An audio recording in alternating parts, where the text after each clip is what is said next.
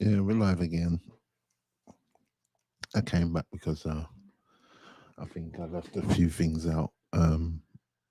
Just wanted to discuss um, a few more things. Spare me a second. Um, I had to scroll through my slides quickly because people start copying them. And vouchers on the internet.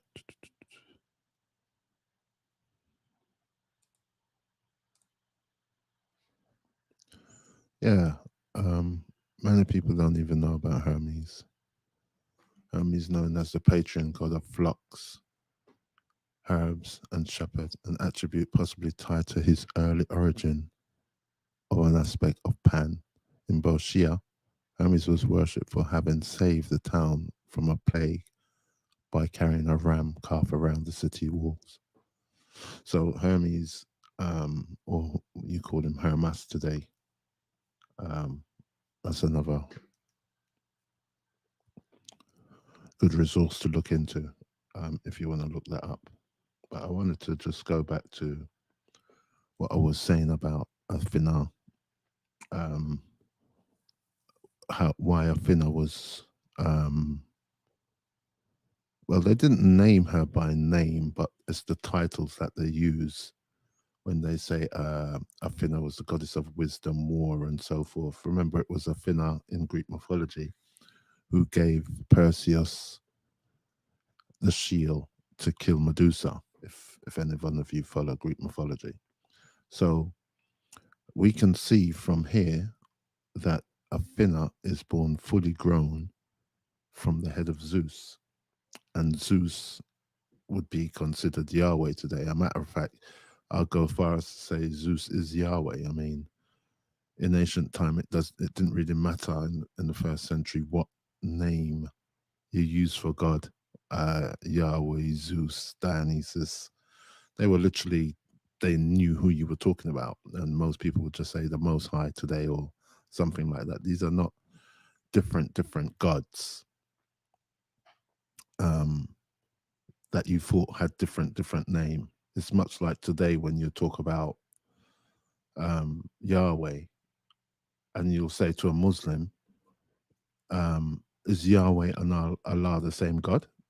They'll say, "Oh yeah, Yahweh and Allah is the same God." Until you start going into the manuscripts and the texts, and you show them that Yahweh and Allah can't be the same God because, according to the Bible, Yahweh actually manifests Himself on earth. Yahweh manifested himself on earth. He speaks and he has human emotions. So that's a giveaway right there. I mean, any deity that you read about that has human emotions and has physical attributes, as like it says in Genesis when the Lord was walking in the day. This can't be God. God has no physical attributes. God doesn't eat. He doesn't sleep. Um, the way people think about God today, they feel like because God can wave a magic wand, he can transform himself. It doesn't work like that. No one can transform themselves from being perfect and remain perfect. Once you make a transition, you become imperfect if you're already perfect. So if you read, like, for instance, in Genesis, when they say that God, um, when they say that God walked in the cool days of the day, and he was looking for Adam, and also all of that stuff. This is nonsense, because you just have to ask them: was God on earth when he said that? When he was walking in the cool breeze of the day, was he on earth? So that means now we have a picture of God. He's physical, and people was like, yeah, but this is a part of the Trinity, and they tell you all this nonsense. It's actually nonsense. For instance, let me give you a modern day analogy. If I give you a brand new iPhone 14 wrapped up in a box, and I give it to you and you say, oh no, I've already got a phone, but you know what? I'll keep this for later times. 8 years later, you're cleaning out your closet and you go, oh my God, I remember getting this iPhone. I've never unboxed it. I never used it. When you open the phone or open the box, the iPhone is going to remain the same. The iPhone's going to remain the same in its perfect condition because it's never been used. The moment you start using it, then it starts deteriorating like everything else on this planet. Birth and decay. So the moment you start saying God removed himself from his perfect position and transformed himself into something, a human being, as some people say, that can't be God, because now he is no longer perfect. He's imperfect. So these are the things that we talk about today, and we give God names, and none of these things matter. If you go into the Jewish mystery system, they don't have names for God. There is no Yahweh. Yahweh, these are made up deities. And if there's deities that you've never seen, then what's wrong with Zeus? Zeus was here before all of those deities, and we have evidence of that people used to worship Zeus in the first century. So because Zeus didn't manifest himself and Jesus manifests himself as a God, this is a weak form of a God. A person who doesn't know the end times. He doesn't know when he's going to die. And when he found out that he was going to die, he started to cry. In the synoptic gospels, there's like 3 different endings for when he was on the cross. They don't even talk about that. Did he say it is finished? Hold on one second.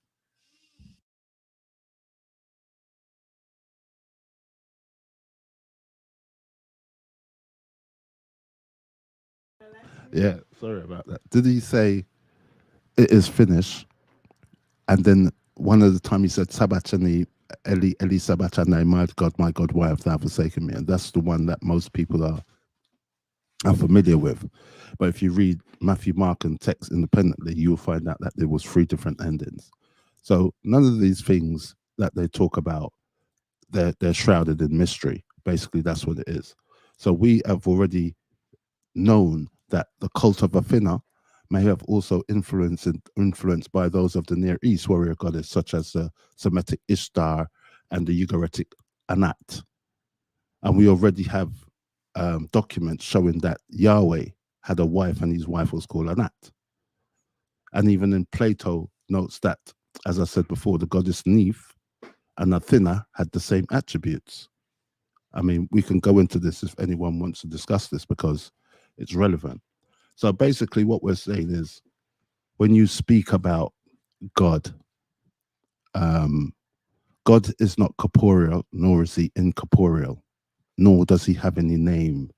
No one who teaches you about God know anything about God because God has never interacted with anyone. It's a human construct when they talk about God. So, I mean, if anyone feels like they want to dispute that, then feel free to hit me up. But that's all I wanted to say. So when you're talking to me about God, I don't know which God you're talking about. There's many gods, many, many, many gods. Female goddesses, male goddesses, and they're right there in the Bible. And that's why we talk about when we read Proverbs and it talk about a woman creating the universe. Of course, they're going to say it's allegorical because how would you accept knowing that God is a female? How would you accept that as a male, an alpha male, to know that the deity that created your universe is a female, as though each man that were born on this planet wasn't born from a female? That will never change. So your first psychologist has always been your mother. Your first psychologist has always been your mother. And that's why when you choose a wife, you have to choose a good wife, not because of how she looks, but because what she has in her head. Wisdom, Sophia. And that is what um, they're hiding in the text when they talk about God, the Holy Spirit, the Trinity. The females removed from that. And that's why when you read Proverbs, this is the female that's talking. In the Greeks, they would see that and they would just know that's Athena. In Egypt, they would say that's Neith. And right there in the text, like I said before, if you read it, you will see the Israelites, when they so-called sojourned from Egypt, they wanted to go back to Egypt because they wanted to worship the Queen of Heaven like their forefathers did. But they never say to you, who is she? That's why you have to read Proverbs for what it is. And to my conclusion, Proverbs is actually speaking about Athena or Neith. More so Neith, because we know they copied Proverbs from an Egyptian text, and that's verified. So let me see what my man's saying here.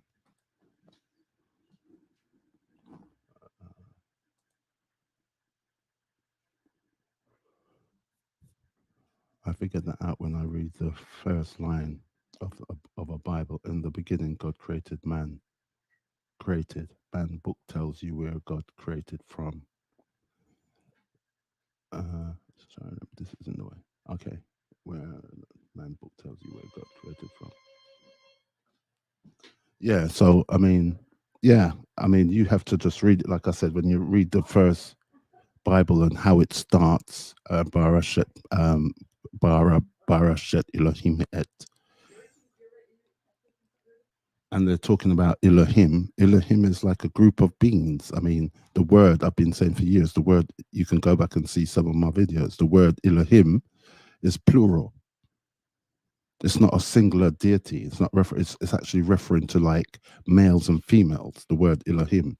And now people are using that to say the word Elohim actually just means like human beings. It was like man and woman and so forth and so forth. But it's a load of nonsense. Yeah, yeah. God is a construct of man's mind. We created God. Do you understand? And our ancestors had a different look on God. For us to be in a corporeal state and trying to find out who God is, like you know, you're in an imperfect state, but you're trying to identify who's the perfect. It's madness. It doesn't work like that. You cannot envision or comprehend, and I think the Quran even says that. Quran says you can't comprehend who Allah is, but you can.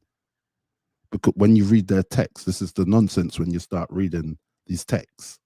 One says this, one says that, and most of us, we get caught up between the two books. God's writing and God, unless you think God is a physical being, nobody knows who God is, much less even to give God's a name. And our ancestors, we didn't see God's in that manner where you can, he's a physical being or a physical deity or stuff like that. So, I mean, people can come and challenge that if you want, but it won't be a good look. It just won't be a good look for you. So, as I said, there's many deities, and even when we read the Old Testament, we will see in there that God created good and he created evil. He said, it says, I form the light, I created darkness, I make peace, and I create evil. I am the Lord, do all these things. Once you see text like that, you have to understand that evil and good are two separate things. They're two separate things, because man wrote this. Any God that said, I created good and I created evil can't be God, because God is only associated with the good and not evil. So, I mean, like if you're actually talking about your friends and you see one of your friends and you're like, he's a good person, we understand what it means. But if you say he's a good and an evil person, it just doesn't make sense. So these are the things that we're going to discuss further. Who and what really is God and how we see God today. So if you want to have God in your life, or you want to go ahead and worship Jesus or so forth, that's fine. I'm not here to tell you what you should or what you shouldn't do. But once you start bringing that nonsense to me about a man walking on water and about Jesus calmed the sea and he was in the sea. I mean, these are stories from Odysseus. Why should I take Jesus' story as gospel when I can go into the Odyssey and I can see Odysseus doing the same thing that Jesus is doing? When he returned, it was his net worth who was attending to his feet and washing his feet and saw a cut on his leg, and she recognized that this was Odysseus because Odysseus was away for 20 years and he came back as in a disguise. I see all of these things in the Bible. These are just copied stories. And it's embellished with miracles. Jesus healing the blind man, and he's doing that. There's no historical evidence for all of that nonsense, and it is nonsense. And for people who want further reading, I would suggest you go and read Porphyry or Seltzer's work, and then come back to me. Go and read when Seltzer's what they done so much damage to Christianity that they had to literally burn their books. So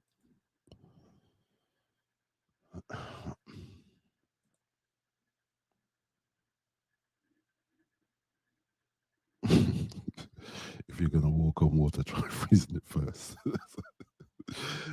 Yeah, I'll agree with that 100%. I mean, I see David blamed it, but we all know it's a magic trick, and this is why when I put out a video years ago saying Jesus the magician, people was like laughing. I'm like, what do you mean? And now you see scholars putting out videos, PhDs. Was Jesus a magician? Because the stuff that you talk about, the resurrection and all of that nonsense, this is all nonsense. And most scholars would agree that this is nonsense. There's no one. Jesus actually went to Hades while he was in the grave. They don't even talk about that much. Jesus was in Hades because Jesus went to Hades for the keys of Hades. That's Greek mythology. As if in the first century, these Hellenistic Jews didn't know these stories. They all knew the stories. So it doesn't surprise me. I'm not going to rant on, but, like I said, if anyone wants to leave comment and challenge anything I've said, then Jesus blinded the man by throwing mud in his eyes. Yeah, I think in that text, that was actually a copied text, if I remember, from Jeremiah. And the two texts are different. Jesus healing the blind man and so forth. These things are what we call poetic fantasy. They're not real. So if you want to believe in a historical Jesus, by all means, knock yourself out. But when you start embellishing the story about him walking on water, controlling the sea, and the worst of all, that he is the son of a god and he came from a virgin, nonsense, absolute nonsense. And so it just doesn't make sense. I mean, what woman do you know who's a virgin that has a child and she's not with a man? She's never had a man before.